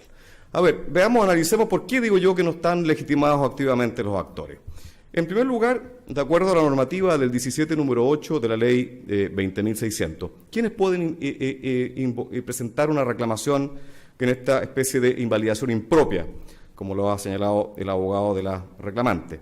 Quien hubiera solicitado la invalidación administrativa, es el primer legitimado, quien hubiera solicitado la invalidación administrativa, o el directamente afectado por la resolución que resuelve el procedimiento de invalidación. Claro, los reclamantes presentaron la invalidación efectivamente, pero hay que señalar que no fueron considerados parte legítima en ese procedimiento de invalidación. Y yo creo que la interpretación correcta de esta primera forma de acceder a esta reclamación es que no basta con haber solicitado la invalidación, sino que tiene que haber sido considerado además parte legítima en ese procedimiento de invalidación. Porque si hacemos simplemente el acto de presentar una invalidación y me dicen que no o no me consideran parte legítima, con eso se me abre la posibilidad luego de venir al Tribunal Ambiental, y eso lo que hace es, en el fondo, es reconocer una especie de acción popular. Y la ley chilena, al menos, en muy raras ocasiones permite la presencia de actores populares en este tipo de cosas. Entonces, no basta haberse solicitado la invalidación, eso lo puede hacer cualquier persona. Tiene que haber sido considerado parte legítima en esa invalidación, y eso es lo que no ocurrió con los reclamantes, y por lo tanto no se debe considerar partes legítimas en este procedimiento, en este proceso judicial. Pero por otro lado, tampoco debemos considerar que los actores hayan sido afectados por la resolución que resolvió el procedimiento de invalidación. ¿Y por qué digo que no hay que considerarlos como parte afectada? Porque ellos no tienen ningún derecho subjetivo, derecho fundamental o interés legítimo involucrado. En primer lugar, cuando se menciona que ellos son titulares del derecho a vivir en un medio ambiente libre de contaminación, desde luego habría que descartar a las personas jurídicas. Yo diría que esto ha sido un avance de la doctrina chilena en materia ambiental. Inicialmente se entendía que el artículo 19 de la Constitución reconocía derechos fundamentales a todas las personas. Esta fue la primera interpretación. Con el tiempo y siguiendo una correcta doctrina y jurisprudencia alemana, se ha ido construyendo la teoría de que no todos los derechos fundamentales pertenecen a todas las personas, ¿no? El derecho alemán y la doctrina chilena ha ido avanzando la idea que hay que distinguir. Y hay ciertos derechos que solo pueden ser gozados por personas naturales. Uno de esos derechos es el 19, número 8 de la Constitución, que solo puede ser gozado por personas naturales. ¿Por qué? Porque es un derecho que necesita de ciertas condiciones biológicas, es decir, cierta capacidad de vivir en un ambiente adecuado, de respirar en un aire adecuado, etcétera, etcétera, porque está ligado, como bien sabemos, al derecho a la vida, al derecho a la integridad física o psíquica, al derecho a la salud o al derecho también a tener un ambiente de calidad. Esto lo ha hecho ver la doctrina más autorizada, cito al profesor Jorge Bermúdez en su libro Fundamentos de Derecho Ambiental del año 2014, página 116, en que claramente se dice que este derecho hoy en día hay que entenderlo que solo pueden gozar personas naturales y no personas jurídicas. Por otro lado, no se visualiza ningún interés legítimo en cabeza de los reclamantes. No se visualiza el hecho de ser propietarios de un retazo o el hecho de ser gestores de un centro comercial que existe en la cercanía, no los hace per se tener un interés legítimo que permita estar discutiendo esto en esta causa. Por lo tanto, nosotros creemos que los actores no están legitimados activamente para discutir en esta sede. La ley a veces permite que la legitimación activa o la falta de legitimación activa se declare a la entrada del proceso, una fase de admisibilidad, pero en la mayoría de los casos la legislación chilena no se establece esto así y por lo tanto debe ser resuelto en la sentencia definitiva. Por lo tanto, le pedimos a este ilustre tribunal que en su sentencia definitiva declare como primera cosa que estos actores nunca han tenido legitimación activa. El abogado de la reclamante mencionaba el tema, un caso parecido o un caso que podría servir de base, que es el caso de la impugnación de la norma secundaria que se discutió en este tribunal, pero la verdad que no son casos similares. La forma de legitimación son muy distintas y, en segundo lugar, los intereses públicos involucrados en la impugnación de una norma secundaria son muy distintos a los intereses que podrían subyacer a este conflicto. Así que no creo que sea un buen caso citar el estudio del caso de la impugnación de la norma secundaria en este caso. Voy a avanzar rápidamente haciéndome cargo de las principales impugnaciones que ha hecho ver la reclamante. En primer lugar, se señala la reclamante que habría una falta de motivación del acto administrativo, habría una afectación del patrimonio cultural, habría una supuesta carga ocupacional del proyecto superior a la declarada y habría supuestamente una afectación al subsuelo y a las napas subterráneas. Me hago cargo rápidamente del tema de la supuesta falta de motivación de los actos administrativos. Su señoría ilustre, esta parte considera que todos los actos trámites de este procedimiento, así como el acto terminal de resolución de calificación ambiental, han sido debidamente motivados por la autoridad administrativa competente. No hay que perder de vista que la motivación del acto administrativo es un acto de carácter instrumental. Lo que se requiere es simplemente conocer la voluntad que tiene la Administración para decidir un aspecto que ha sido sometido a consideración. Pero la ley en ninguna parte establece reglas o estándares de cómo debe ser la motivación. En ninguna parte se dice cuál es el contenido que debe tener una motivación. Y ha tenido que ser la doctrina la que ha venido construyendo cuáles son los requisitos de motivación. Y ha dado algunas herramientas importantes de interpretación. Es decir, ha señalado que la Administración está obligada a motivar más detalladamente cuando se trata de actos de gravamen, cuando se trata de cuando la Administración cambia sus criterios anteriores. En tercer lugar, cuando se aparta de un informe solicitado a un organismo público, o bien cuando se trata de potestad discrecional de la Administración. Pues bien, fuera de esos casos, la verdad que el estándar de motivación es mucho más bajo que estos casos que estoy señalando, y por lo tanto, además no está regulado en ninguna parte, no hay ninguna regla que establezca cómo debe ser la motivación. Por lo tanto, la forma de motivar el acto administrativo, tanto los actos trámites como los terminales, dependía, en cierto sentido, de cómo la autoridad administrativa quería hacerlo y cómo lo hizo. Hay que entender además que la motivación no es un acto simple, es un acto complejo que se compone de muchas partes y que implica en el procedimiento administrativo un diálogo entre la administración y los particulares, y es en ese diálogo, en esa respuesta que se van dando mutuamente, se va configurando la voluntad de la Administración del Estado, que es a lo cual apunta la motivación. Pues creemos que eso se ha dado perfectamente y toda persona en Valdivia puede entender cuál fue el motivo que tuvo la Administración para calificar favorablemente este proyecto. Por lo tanto, creemos que están debidamente motivados los actos de la Administración. Pero por otro lado, tampoco se trata de invalidar un acto de la Administración porque no nos gusta, porque creemos que nos habría gustado que tuviera mejor explicación, porque eso no lo permite la ley. Los actos administrativos, en primer lugar, se presumen legales. Eso lo dice el artículo 3º de la Ley 19.880. Y también hay un principio no escrito de que el acto administrativo debe conservarse. Esa es primera cosa. Por lo tanto, no es llegar y anular un acto de la Administración. Es un acto que se presume legal y es un acto que, en principio, debe conservarse. Pero para poder anularlo, tenemos que ver el vicio que afectaría. Y la doctrina y jurisprudencia está concorde en que tiene que tratarse de un vicio de carácter esencial y, por otro lado, que produzca un daño o un perjuicio al interesado. Pues creemos que ninguna de esas cosas ocurre en la especie. No estamos frente a un vicio que pueda ser considerado esencial, porque la forma en que el vicio va a ser considerado esencial puede ser de dos tipos. Rara vez la ley lo dice. Rara vez la ley dice cuándo es un trámite de carácter esencial. Muy raras veces. Cito, por ejemplo, el artículo 9 bis, inciso segundo de la ley 19.300 o el artículo 65, letra I de la Ley Orgánica de Municipalidades. Son casos especiales, muy especiales. En el resto de los casos la ley no dice que son trámites esenciales. Y la otra posibilidad para considerar un trámite esencial es que la Administración declare que ese trámite lo va a considerar esencial. Pues ninguna de las dos cosas ha ocurrido en la especie. No estamos frente, por lo tanto, a un trámite esencial. Y el otro requisito para anular un acto de la Administración es que haya un perjuicio. Esto no deriva de la ley administrativa, sino que esto es una exportación de las leyes procesales. Esto está regulado en los artículos 83 y siguientes del Código de Procedimiento Civil, en que se sostiene que sin perjuicio no hay nulidad. El principio de trascendencia, ¿no? Tiene que haber un trámite esencial por un lado y tiene que haber un perjuicio relevante para poder declarar esa nulidad. Nada de eso ocurre, señoría ilustre, en esta ocasión. No se trata de un trámite esencial y no se visualiza ningún perjuicio jurídico con la resolución de calificación ambiental que haya que anular. El perjuicio, ya lo manifesté, va a significar menos ganancia a una competencia comercial en el sector céntrico de Valdivia, pero ese no es el perjuicio de que habla el artículo 83 y siguiente del Código de Procedimiento Civil. Estamos hablando de perjuicios jurídicos, afectación de derechos y de intereses legítimos.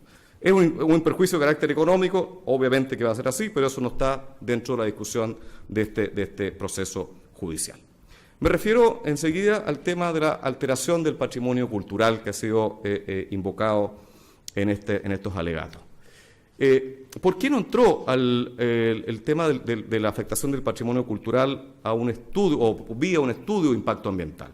Bueno, porque el depósito de fragmentos arqueológicos encontrados, la verdad que no tiene ninguna condición de significativo. No es significativo. ¿Por qué no es significativo? Porque se trata de escasos restos. Son muy pocos los fragmentos encontrados, muchos también de carácter europeo más que indígena, y están muy limitados dentro de todo el paño del cual se va a instalar el centro comercial.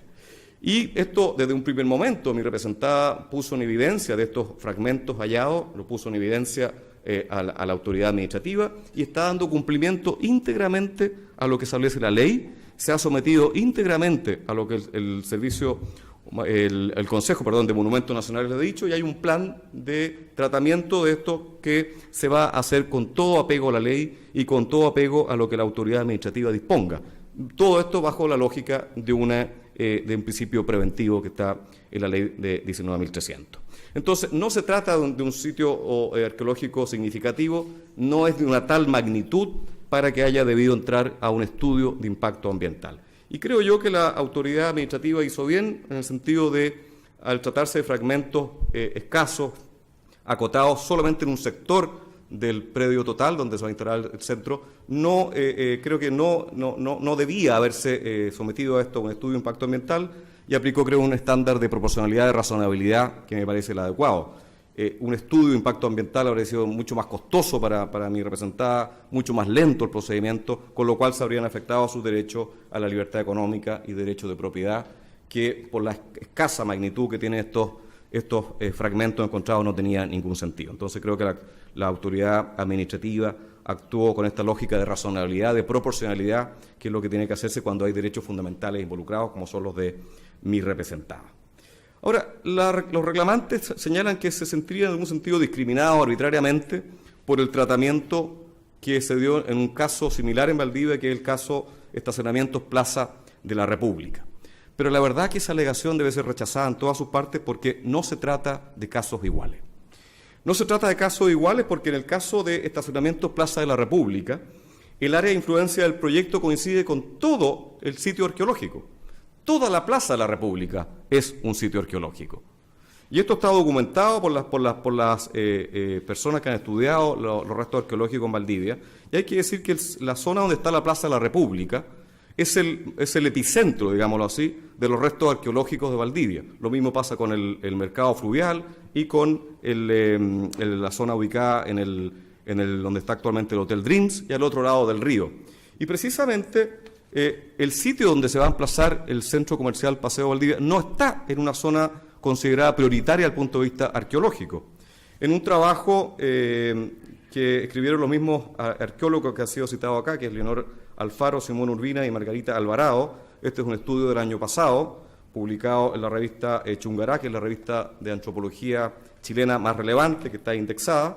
Ellos establecen una serie de un mapa de dónde están los sitios arqueológicos más relevantes de Valdivia. Lo voy a dejar acá a disposición del tribunal como efectos vivendi, sin perjuicio que es un artículo de open access, accesible a cualquier persona, pero por facilidad lo voy a dejar acá presente. Y establecen una especie de plano en Valdivia con unas pequeñas señalaciones, dónde está el epicentro o los lugares relevantes desde el punto de vista arqueológico en Valdivia. Y precisamente, aunque el abogado de los reclamantes decía que estaba a una cuadra de la plaza, efectivamente, esa cuadra hace la diferencia en estar frente a un sitio arqueológico relevante o no estar frente a un sitio arqueológico relevante. No figura esta zona de Valdivia dentro de los estudios que han hecho los arqueólogos más destacados de esta ciudad como sitios relevantes desde el punto de vista arqueológico. Así que no es prudente, no es conveniente comparar el caso de Plaza de la República con este caso, por dos cosas, insisto, porque la magnitud del caso de Plaza de la República es total, o sea, la Plaza de la República es un sitio arqueológico, y en cambio acá se refiere simplemente a un retazo y a unos fragmentos encontrados en un sector del sitio. Fragmentos, como decía la abogada del servicio, más bien de tipo europeo que prehispánico. Por lo tanto, no se trata de casos iguales y no tiene ningún sentido comparar el caso Plaza de la República con este caso. Paso a ocuparme de uno de los temas que ha sido relevante en esta discusión, la supuesta carga ocupacional superior a la declarada, como señalan los reclamantes. Esta alegación hay que rechazarla por motivos procedimentales y por motivos sustanciales. Por motivos procedimentales hay que descartarla en primer lugar porque no se trata, ya se ha dicho acá, no se trata de una variable ambiental.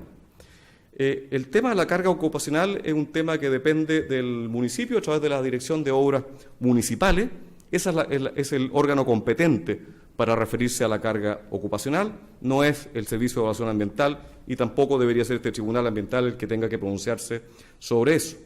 Y desde el punto de vista procedimental, también debería ser rechazado porque esto ya fue fallado por la jurisdicción chilena.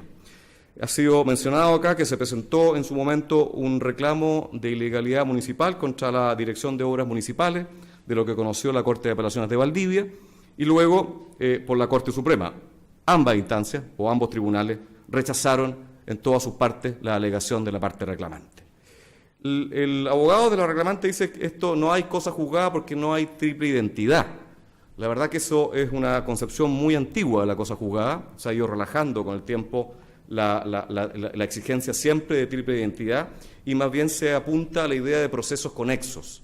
Es decir, cuando hay procesos conexos que han discutido sobre lo mismo, se ha entendido que opera la cosa juzgada. Invito simplemente a leer sobre los trabajos que ha escrito el profesor Alejandro Romero Seguel, que yo diría es la doctrina más actualizada en tema de cosa juzgada conexa o efectos conexos de las sentencias judiciales. No estamos, obviamente, en la triple identidad decimonónica, estamos en una evolución de la cosa juzgada, porque lo que intenta hacer la doctrina que ha construido y la jurisprudencia que se ha referido a esto es básicamente que no tengamos que discutir nuevamente sobre algo que ya discutimos.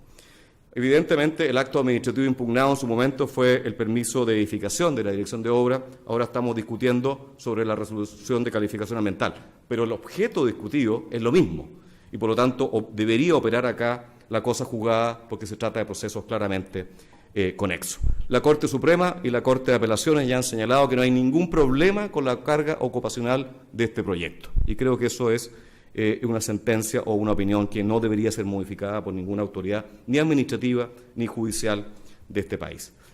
Y desde el punto de vista sustancial referido a la carga ocupacional, como ya dijo efectivamente la abogada del servicio, acá no es efectivo que no hayan estudios al respecto. Se han hecho todos los estudios pertinentes para medir el tema de la carga ocupacional, hubo estudio de transporte urbano y está todo considerado en la resolución de calificación ambiental. Por lo tanto, desde el punto de vista sustancial, tampoco hay nada que discutir en esta materia.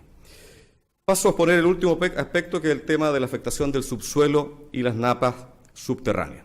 Efectivamente, la evaluación ambiental se hizo cargo de todos los estudios pertinentes respecto a la posible afectación al subsuelo y napas subterráneas.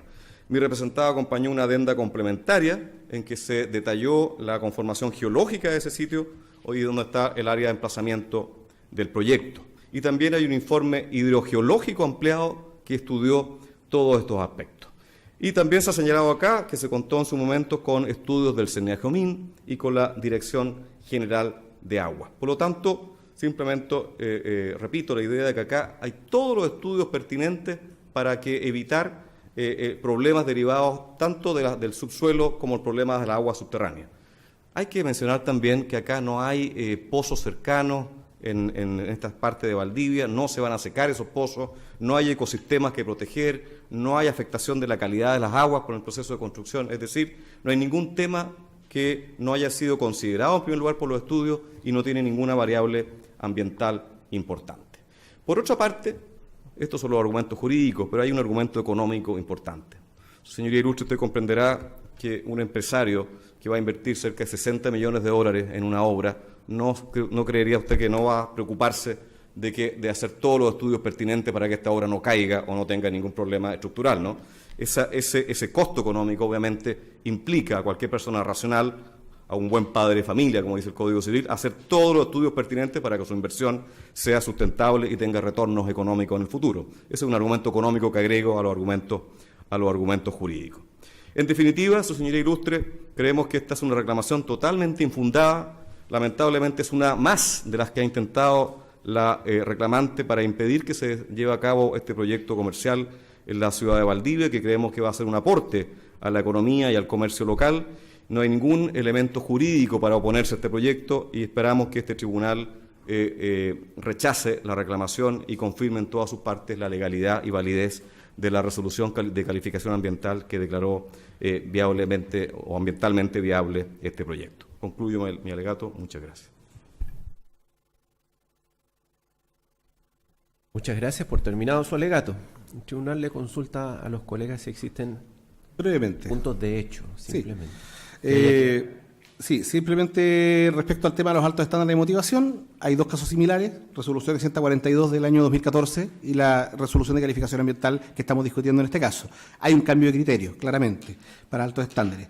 Y en cuanto a otra situación importante, de hecho, respecto a si el yacimiento arqueológico ocupa todo o parte del sitio objeto del juicio, claramente el oficio 4560 indica que es gran parte del sitio. Por tanto, la situación es muy similar a la de la resolución 642 del 2014, y así consta en documentos acompañados. Y finalmente, solo algo anecdótico. En el caso de Colbún, una gran inversión también realizó un muy mal estudio geológico y ahí está el proyecto abandonado. Eso, señoría. No son rectificaciones de hecho propiamente tal, pero me gustaría de todas formas contestarle. No, tiene que ser solamente de hecho. Es que No es una discusión entre ustedes. Sino no, que sí, lo sé, aclararle al pero tribunal para cuáles son los hechos. explicar que no está en lo cierto la rectificación de esto que él comentó. Bueno, si Sí, hubo un hecho, no, respecto de eso solamente. Él indica que el cambio de criterio fue diametral o fue bastante importante y resulta que, cito el oficio ordinario 1962 del año 2014 del Consejo de Monumentos Nacionales que se pronunció respecto del proyecto del estacionamiento de la Plaza de la República, y en ese oficio se indicó expresamente que la Plaza de la República era un monumento nacional y se destacaba por su singularidad, justamente a diferencia de lo que se resolvió en el caso de Autos, en que se indicó que no existía esta singularidad, y en base a esta falta, o a la falta de esta característica, es que se resolvió de la manera que se resolvió. Solamente para precisar que la singularidad fue, o sea, en el fondo el ejemplo que está mencionando la reclamante justamente confirma nuestra postura. Eso principalmente respecto de la rectificación que había señalado la reclamante como rectificación de esto, que en realidad no es una rectificación de esto. Muchas gracias. Gracias. Tú lo dispuesto en el artículo 223, el tribunal procederá a hacer consulta. Ministro técnico.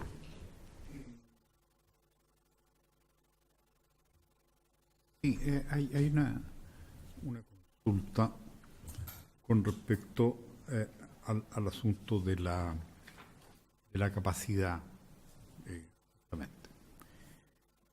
Me pareció entender que la discusión se planteaba en términos de los flujos de tránsito que iba a generar esta obra. Gato, me parece eso. En primer lugar, la pregunta ¿es así? No, nosotros nos centramos solamente en el tema de flujo de tránsito. A nosotros nos interesa que al determinar la carga ocupacional y al no estar determinada adecuadamente y por tanto solo tener por establecida la carga ocupacional que señaló unilateralmente el responsable del proyecto y sin haber observado los otros elementos que se acompañaron, simplemente no se considera esa variable, y esa variable genera múltiples impactos, no solo el tránsito. Pero, más amplia que eso. Pero sí el tránsito. El tránsito, además de otros aspectos. Me preocupa eso. Sí. ¿Cuántos pisos subterráneos? 4. ¿Están 4? 4 pisos subterráneos. ¿Cuántos de ellos van a ser dedicados a estacionamiento? 3.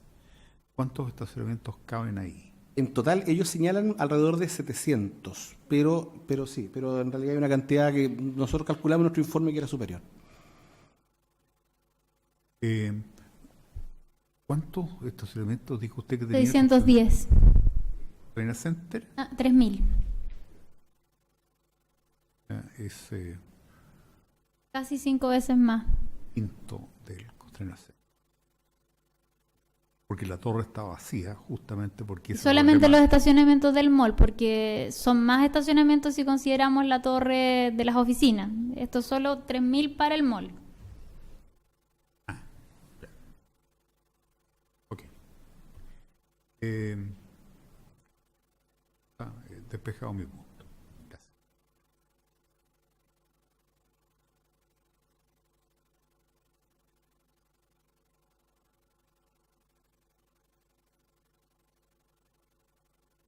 No hay más dudas. Entonces, con eso se pone fin a la audiencia. Muchísimas gracias.